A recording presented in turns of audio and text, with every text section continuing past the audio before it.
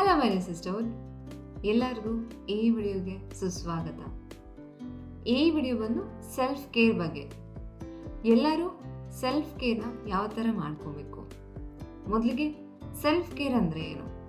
Self ಕೇರಿಂದ ನಮಗೇನು benefit ಆಗುತ್ತೆ, ಹಾಗೆ ಸೆಲ್ಫ್ ಕೇರ್ನ ಮಾಡ್ಕೊಳ್ಳೋದ್ರಿಂದ ನಮ್ಮ ಫ್ಯಾಮಿಲಿಯವ್ರಿಗೆ ಏನು ಬೆನಿಫಿಟ್ ಆಗುತ್ತೆ, ಇದನ್ನು ಕಲಿತ್ರೆ ನಮ್ಮ ಲೈಫಲ್ಲಿ ಯಾವ ಥರ ಇಂಪ್ಯಾಕ್ಟ್ ಆಗುತ್ತೆ, ಹಾಗೆ ಸೆಲ್ಫ್ ಕೇರ್ನ ನಾವು ನೆಗ್ಲೆಕ್ಟ್ ಮಾಡಿದ್ರೆ ನಮಗೆ ಯಾವ ಥರ ಎಫೆಕ್ಟ್ ಆಗುತ್ತೆ ಅಂತ ತಿಳ್ಕೊಳ್ಳೋಣ. ಹಾಗೆ ಸೆಲ್ಫ್ ಕೇರ್ನ ನಾನು ಸಿಂಪಲ್ ಆಗಿ 5 ಸ್ಟೆಪ್ಸಲ್ಲಿ ನಾನು ನಿಮಗೆ ತಿಳಿಸ್ಕೊಡ್ತೇನೆ. ಮೊದಲಿಗೆ ಬಂದು ಸೆಲ್ಫ್ ಕೇರ್ ಅಂದರೆ ಏನು? ಸೆಲ್ಫ್ ಕೇರ್ ಅಂತಂದರೆ ನಮ್ಮ ಬಾಡಿ ಎಕ್ಸ್ಟರ್ನಲಿ ಮತ್ತು ಇಂಟರ್ನಲಿ ರೀಚಾರ್ಜ್ ಮಾಡ್ಕೊಳ್ಳೋದು.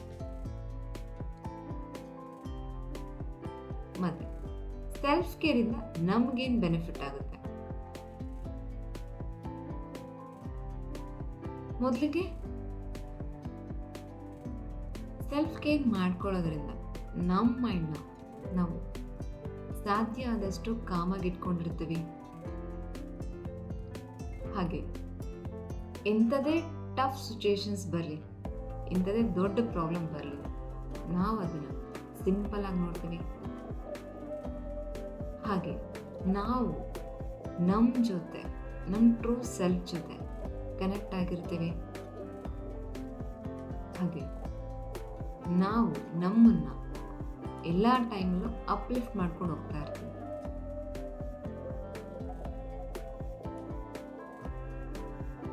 ಮತ್ತೆ ಸೆಲ್ಫ್ ಕೇರ್ ಮಾಡ್ಕೊಳ್ಳೋದ್ರಿಂದ, ಸೆಲ್ಫ್ ಕೇರ್ ಕಲಿಯೋದ್ರಿಂದ ನಮ್ಗೇನು ಸಿಗುತ್ತೆ ಅಂತಂದರೆ, ಇಂಟರ್ನಲಿ ನಾವು ಖುಷಿಯಾಗಿರ್ತೀವಿ. ಹಾಗೆ ನಾವು ಏನೇ ಡಿಸಿಷನ್ ತಗೊಂಡ್ರು ವಿತ್ ಕ್ಲಾರಿಟಿಯಿಂದ ತಗೊತೀವಿ. ಹಾಗೆ ನಾವು ನಮ್ಮ ಫ್ಯಾಮಿಲಿನ ಎಲ್ಲ ಟೈಮಲ್ಲೂ ಇನ್ಸ್ಪೈರ್ ಮಾಡಿಕೊಂಡು ಅವನ್ನ ಕಾಮಾಗಿ ಟ್ರೀಟ್ ಮಾಡ್ತೀವಿ. ಹಾಗೆ ಯಾವುದೇ ಸಣ್ಣ ಸಣ್ಣ ಪ್ರಾಬ್ಲಮ್ನು ತುಂಬ ಓವರ್ ರಿಯಾಕ್ಟ್ ಮಾಡೋಕ್ಕೋಗಲ್ಲ. ಹಾಗೆ ಸೆಲ್ಫ್ ಕೇರ್ ಮಾಡ್ಕೊಳ್ಳೋದ್ರಿಂದ ನಮ್ಮ ಫ್ಯಾಮಿಲಿಗೆ ಯಾವ ಥರ ಬೆನಿಫಿಟ್ ಆಗುತ್ತೆ? ಮೊದಲಿಗೆ ನಾವು ಮನೇಲಿ ಒಂದು ಶಾಂತಿಯುತ ವಾತಾವರಣನ ಕ್ರಿಯೇಟ್ ಮಾಡ್ತೀವಿ. ಹಾಗೆ ನಾವು ಯಾವ ಥರ ಏನೇ ಎಮೋಷನ್ಸ್ ಇದ್ದರೂ ಯಾವ ಥರ ಬ್ಯಾಲೆನ್ಸ್ ಮಾಡ್ತೀವಿ ಅದನ್ನು ಇವನ್ ನಮ್ಮ ಮಕ್ಕಳು ನೋಡಿ ಅಬ್ಸರ್ವ್ ಮಾಡ್ತಾರೆ. ಹಾಗೆ ಅದನ್ನು ಕಲಿತಾರೆ. ಹಾಗೆ ಮನೇಲಿ ನಾವು ಸಾಧ್ಯ ಆದಷ್ಟು ಎಲ್ಲರಿಗೂ ಗೌರವ ಕೊಡ್ತೀವಿ. ಹಾಗೆ ಮನೇಲಿ ಖುಷಿಯಾಗಿ ಓಡಾಡ್ಕೊಂಡಿರ್ತೀವಿ. ಮತ್ತು ಸೆಲ್ಫ್ ಕೇರ್ನ ನಾವು ನೆಗ್ಲೆಕ್ಟ್ ಮಾಡಿದ್ರೆ ಇದು ನಮ್ಗೆ ಯಾವ ಥರ ಎಫೆಕ್ಟ್ ಆಗುತ್ತೆ ಅಂತಂದರೆ, ನಾವು ಇಡೀ ದಿನ ಟಯರ್ಡ್ ಆಗಿರೋ ಥರನೇ ಇರುತ್ತೆ. ಮತ್ತು ಸಣ್ಣ ಸಣ್ಣ ಇಶ್ಯೂಗೂ ದೊಡ್ಡದಾಗಿ ಕ್ರಿಯೇಟ್ ಮಾಡ್ತೀವಿ. ಮತ್ತು ನಮ್ಮ ತಪ್ಪಿಗೆ ಬೇರೆಯವ್ರನ್ನ ಬ್ಲೇಮ್ ಮಾಡ್ತೀವಿ. ಆಗ ನಾವು ಖುಷಿ ಇಲ್ದಿರೋದಕ್ಕೆ ಬೇರೆಯವ್ರನ್ನ ಬ್ಲೇಮ್ ಮಾಡ್ತೀವಿ. ಹಾಗೆ ನಾವು ಆದಷ್ಟು ನಮ್ಮ ಮೈಂಡ್ನ ಬರೀ ನೆಗೆಟಿವ್ ಥಾಟ್ಸು ಅದು ಬೇಡದಿರೋದೆಲ್ಲ ತುಂಬಿಕೊಂಡಿರ್ತೇವೆ.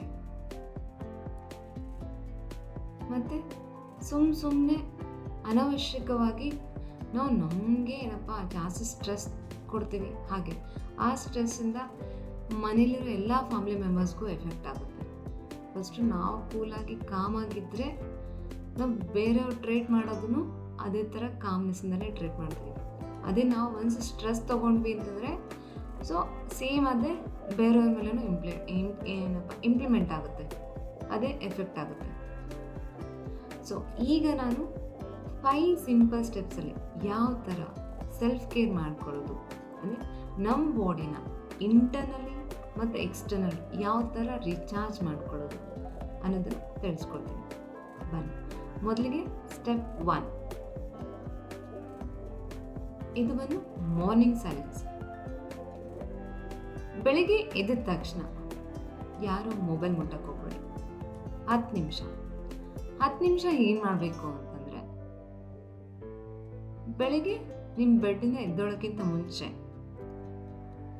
ಅಲ್ಲೇ ಕೂತ್ಕೊಳ್ಳಿ. 10 ನಿಮಿಷ ಅಲ್ಲೇ ಕೂತ್ಕೊಂಡು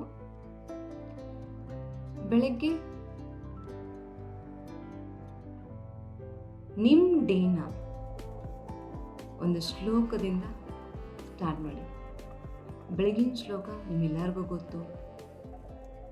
ಕೈ ಮುಗ್ದು, ಈ ಥರ ಕೈ ಮುಗ್ದು ಮನಸ್ಸಲ್ಲೇ ಕರಾಗ್ರೆ ವಸತೆ ಲಕ್ಷ್ಮಿ, ಕರ ಮಧ್ಯೆ ಸರಸ್ವತಿ, ಕರಮೂಲಿತು ಗೋವಿಂದ ಪ್ರಭಾತೆ ಕರದರ್ಶನಂ ಅಂತ ಹೇಳಿ ನಿಮ್ಮ ಕೈ ಓಪನ್ ಮಾಡಿ ನೀವು ವಿಜುವಲೈಸ್ ಮಾಡ್ಕೊಳ್ಳಿ. ಸರಸ್ವತಿ ದೇವಿ, ಲಕ್ಷ್ಮೀ ದೇವಿ ಮತ್ತು ವಿಷ್ಣು ದೇವ್ರನ್ನ ನೋಡ್ತಾ ಇರ್ತಾರೆ.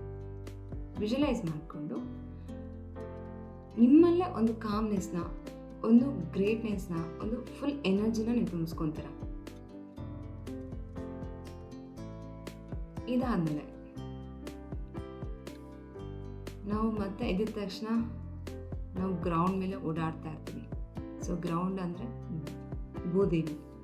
ಸೊ ಅವ್ರ ಮೇಲೆ ಕಾಲಿಡೋಕ್ಕಿಂತ ಮುಂಚೆ ಭೂದೇವಿಗೆ ಹೇಳಿ, ನನ್ನನ್ನು ಕ್ಷಮಿಸು, ನಾನು ಇಡೀ ದಿನ ನಿನ್ನನ್ನು ತುಳಿತಾ ಇರ್ತೀನಿ, ನನಗೆ ನಿನ್ನ ಆಶೀರ್ವಾದ ಬೇಕು, ನಿನ್ನ ಆಶೀರ್ವದಿಸು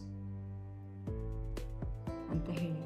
ಹಾಗೆ ಬೆಳಗ್ಗೆ ಒಂದು 5 ಅಫರ್ಮೇಷನ್ಸ್ ಜೊತೆ ಸ್ಟಾರ್ಟ್ ಮಾಡಿ. I am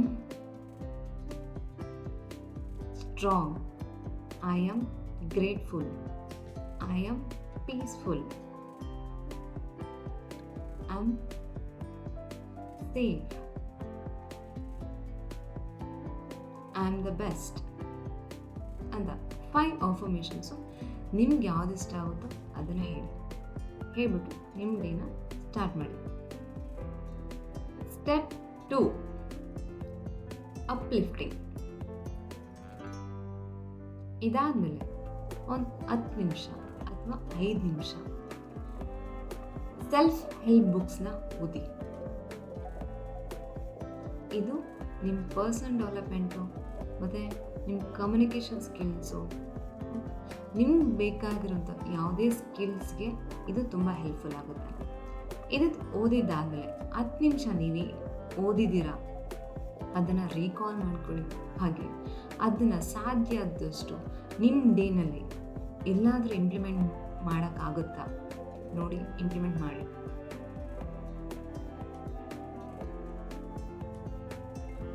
step 3, second change. ಏನಿದೆ ಅಂತಂದರೆ, ಡ್ಯೂರಿಂಗ್ ಡೇನಲ್ಲಿ ನಿಮಗೆಲ್ಲಾದರೂ ಏನಾದರೂ ನೆಗೆಟಿವ್ ಥಾಟ್ಸ್ ಬರೋದಾಗಲಿ ಅಥವಾ ನೆಗೆಟಿವ್ ಆಗಿ ಯಾರ್ದು ಮಾತಾಡೋದಾಗಲಿ, ಅದನ್ನು ಅಲ್ಲಿಗೆ ಪಾಸಿಟಿವ್ ಥಾಟ್ಸು ಅಥವಾ ಪಾಸಿಟಿವ್ ಮಾತಿಗೆ ರಿಪ್ಲೇಸ್ ಮಾಡಿ. ಇದರಿಂದ ನಿಮ್ಗೆ ಯಾವುದೇ ರೀತಿ ನಿಮ್ಮ ಬಾಡಿಗೆ ಇದು ಎಫೆಕ್ಟ್ ಆಗಲ್ಲ. Step 4, avoid gossip. ನಿಮ್ಗೆ ಯಾರಾದರೂ ಬಂದು ಬೇರೆಯವ್ರ ಬಗ್ಗೆ ಏನಾದರೂ ಗಾಸಿಪ್ ಮಾಡ್ತಿದ್ರೆ ಅಥವಾ ಬೇರೆಯವ್ರ ಮೇಲೆ ಏನಾದರೂ ಕಂಪ್ಲೇಂಟ್ ಮಾಡ್ತಿದ್ರೆ ಅದನ್ನು ಅಲ್ಲಿಗೆ ಅವಾಯ್ಡ್ ಮಾಡಿ. ಅವ್ರು ಬಂದು ನಿಮ್ಮ ತಲೆಗೆ ತುಂಬಿದ್ರೆ ನೀವು ಅಲ್ಲಿಂದ ನನಗೆ ಅದನ್ನು ಡಿಲೀಟ್ ಮಾಡಿ ಟ್ರ್ಯಾಶ್ಗೆ ಹಾಕ್ಬಿಡಿ. ಸ್ಟೆಪ್ 5, ಇದು ಮತ್ತೆ ಬ್ಯಾಟ್ರಿ ರೀಚಾರ್ಜ್ ಮಾಡ್ಕೊಳ್ಳೋ ಟೈಮ್. ಇದು ಯಾವಾಗಂದರೆ ನೈಟ್ ಮಲ್ಗೋಕ್ಕಿಂತ ಮುಂಚೆ ಎಲ್ಲರೂ 30 ನಿಮಿಷ ಸ್ಕ್ರೀನು, ಮೊಬೈಲು ಟಿವಿಯಿಂದ ದೂರ ಇರಿ. ಸೊ ನೀವು ಮಲ್ಗೋಕ್ಕಿಂತ ಮುಂಚೆ ಒಂದು 10 ನಿಮಿಷ ಬೆಡ್ ಮೇಲೆ ಕೂತ್ಕೊಂಡು ಡೀಪಾಗಿ 3 ಸರಿ ಉಸಿರು ತಗೊಳ್ಳಿ. ಉಸಿರು ಬಿಡಿ ಡೀಪಾಗಿ. ಈ ಥರ ಮಾಡೋದ್ರಿಂದ ನಿಮ್ಮ ಮೈಂಡು ಕಾಮ್ ಆಗುತ್ತೆ. ಹಾಗೆ ನೀವೇನು ಹೇಳ್ತೀರ ಅದು ಫೇಡ್ ಆಗುತ್ತೆ. ಸೊ ಬ್ರೀತಿಂಗ್ ಆದಮೇಲೆ ಡೇನಲ್ಲಿ ನಿಮ್ಗೆ ಯಾರಾದರೂ ಹರ್ಟ್ ಮಾಡಿದರೆ ಅಥವಾ ನಿಮ್ಗೇನಾದರೂ ಯಾರಾದರೂ ಬೇಸರ ಆಗೋ ಥರ ಮಾತಾಡಿದರೆ ಅವ್ರನ್ನ ಅಲ್ಲೇ ಕ್ಷಮಿಸ್ಬಿಟ್ಟು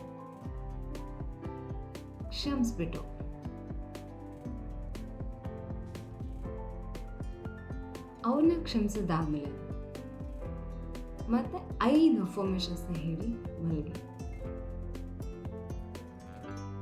ಏನಿದು ಅಫರ್ಮೇಷನ್ಸ್ ಅಂತಂದರೆ, ನನಗೆ ಡೇ ಎಲ್ಲ ಚೆನ್ನಾಗಾಯಿತು, ದೇವರಿಗೆ ನಾನು ಕೃತಜ್ಞತೆನ ತಿಳಿಸಿ, I am thankful,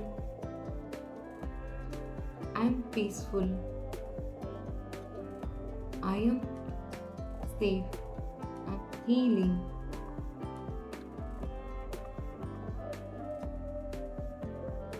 I am ready for new day. ಈ ಥರ ಇಷ್ಟು ಸ್ಟೆಪ್ಸ್ನ ನೀವು ಹೇಳ್ಕೊಂಡು ನಿದ್ದೆ ಮಾಡಿದ್ದೀರಾ ಅಂತಂದರೆ ನಿಮಗೆ ಡೀಪಾಗಿ ನಿದ್ದೆ ಬರುತ್ತೆ. ಹಾಗೆ ನಿಮ್ಮ ಕನಸಲ್ಲೂ ತುಂಬ ಒಳ್ಳೊಳ್ಳೆ ಕನಸುಗಳು ಬರುತ್ತೆ. ಹಾಗೆ ನಿಮ್ಮ ನಿದ್ದೆ ಡಿಸ್ಟರ್ಬ್ ಆಗೋದಿಲ್ಲ. ಸೊ ಇದೆಲ್ಲ ಸ್ಮಾಲ್ ಸ್ಟೆಪ್ಸೇ, ಬಟ್ ಮ್ಯಾಸಿವ್ ಸಕ್ಸಸ್ ತಂದು ಕೊಡುತ್ತೆ. ಗ್ರ್ಯಾಜುಲಿ ನೀವು ಮಾಡ್ತಾ ಹೋಗ್ತಿದ್ರಂದರೆ ನಿಮ್ಮ ಡೇನೆಲ್ಲ ತುಂಬ ಉತ್ತಮವಾಗಿರುತ್ತೆ. ಹಾಗೆ ನಿಮ್ಮಲ್ಲಿ ಯಾವುದೇ ಥರ ಸ್ಕಿಲ್ಸ್ನ ಕಲಿಬೇಕು ಅಂದರೂ ಆ ಸ್ಕಿಲ್ನ ಕಲಿಯುವಂಥ ಹುಮ್ಮಸ್ಸಿರುತ್ತೆ, ಆ ಸ್ಟ್ರೆಂತ್ ಇರುತ್ತೆ, ಆ ಕೇಪಬಿಲಿಟಿ ಇರುತ್ತೆ. ನಿಮ್ಮನ್ನ ನೀವು ಇಂಪ್ರೂವೈಸ್ ಮಾಡ್ಕೊತ ಹೋಗ್ತಿದ್ರ. ಸೊ ಈ ವಿಡಿಯೋ ಬಂದು ಎಲ್ಲರಿಗೂ ಇಷ್ಟ ಆಗಿದ್ರೆ ಲೈಕ್ ಮಾಡಿ, ಹಾಗೆ ಸಬ್ಸ್ಕ್ರೈಬ್ ಮಾಡಿ, ಬೆಲ್ ಐಕಾನ್ನ ಹಿಟ್ ಮಾಡಿ, ಹಾಗೆ ಎಲ್ಲರಿಗೂ ಈ ವಿಡಿಯೋನ ಶೇರ್ ಮಾಡಿ. Thank you so much.